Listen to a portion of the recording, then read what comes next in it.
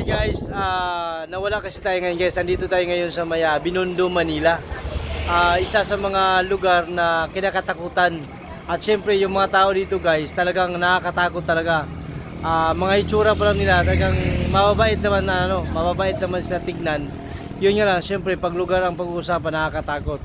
Ngayon guys, so nawala tayo ngayon dito. Ang gagawin ko dito guys, magtatanong tayo dito ngayon kung saan yung mga lugar na yung exact location na pupuntahan natin. Kasi nga syempre mga siga ang mga tao dito guys, sa totoo lang napakahirap talaga. Kaya minsan lang tayo magtitiwala sa tao ang ating tatanungin ngayon.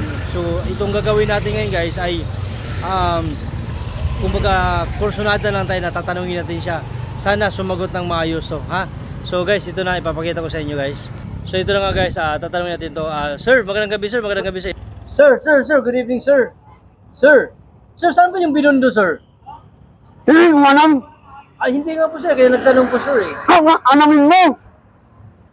Hira to. Sorry po sir, Sir, matanong ko lang sir, meron ba, asan po ba yung pagdaan dito sir? Pinakadaan talaga sir, yung tamang daan po talaga sir.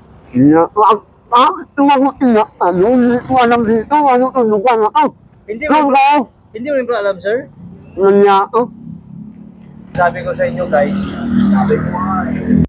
hindi talaga sumasagot ng matino yung mga tao dito guys. So ulit din tatanungin guys kung saan talaga yung pinakadaan dito papuntang Binondo. Medyo guys, mga ganun yung mga mata na dito guys. So ganun ba? Medyo nakakatakot din kasi syempre medyo first time natin dito guys. So babalik natin ngayon si sir guys. Action. Sir, pangalawang tanong na lang po sir. Saan po yung sir, saan po yung pinakasakayan dito sir papuntang Binondo sir? Kahit sakayan lang po sir ng jeep. Ang ulit yung kausap ah. Sir, nagtatanong nga po sir kasi hindi nga po namin talaga alam sir. Siyempre bago po kami dito sir. Nandiyan to. Anong ako hindi ko alam? Sir, nagtatanong nga sir kasi hindi alam sir eh. Hindi ko alam. Sir, taga rito ka ba? Oh. O ba't hindi mo alam sir? Nandiyan to. Sir, pasensya na po sir ha. Medyo nakulitan po kayo sa akin sir. Pero ang sa akin sir, gusto ko lang po malaman sir kung saan po talaga yung sakayan papuntang Binondo. Dapat ang tanong ka kamasam. Kilala niyo po si Madam. Oh, kilala ko yan. So taga rito kayo sir. Taga rito rin po si Madam. Oh. Nandiyan to. Madam. Okay, umalis na si Madam.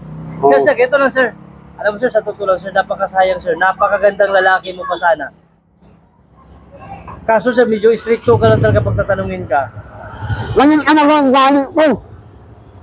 Ganun sir, ibig sabihin sir, medyo may ano ka talaga, may pagka-stricto ka talaga sir. Oh! Sayang sir, ang ganda lalaki mo. Sir, Ang kulit to eh. Sorry sir. Sir, sa sunod sir, baka sana hindi na kita matanungan ulit to kasi talaga medyo mainit pa rin yung ulo mo. At siyempre, hindi ko inakala sir na ikaw magagalit ka lang sa mga katanungan ko. Siyempre sir, nagtatanong lang po ako kung saan pa yung sakayan papuntang Binondo sir. Hindi ko na kaya. Sir, sayang yung ganda lalaki mo sir. Sayang ganda lalaki mo sir. Medyo stick. Mainitin yung ulo mo sir. Wala ako. Sir, pasensya ka sir ha. Wag mo na mag-ano sa akin ha. Sorry sir. Ayaw ko lang yung kausap eh. Sorry po. Ako ano yun, walang tunugan ako eh. Akala ko ba sir, taga rito ka? Oh, akalit ako. Ba't hindi mo alam sir? Wala ako. Sir, sorry po sir. Wag ka na mag-ano ha. May paglalag na kakain. Sir, sorry. Ang mo yan ha. Sir, sorry. Hindi, magkalimutan tayo dito. Pasensya na sir. Ang mo yan. Pasensya na sir. Dito pa ako sir. Wala ako. Alis ka sa akin. Sorry sir. Ang kulit ng kausap. Ang gulong.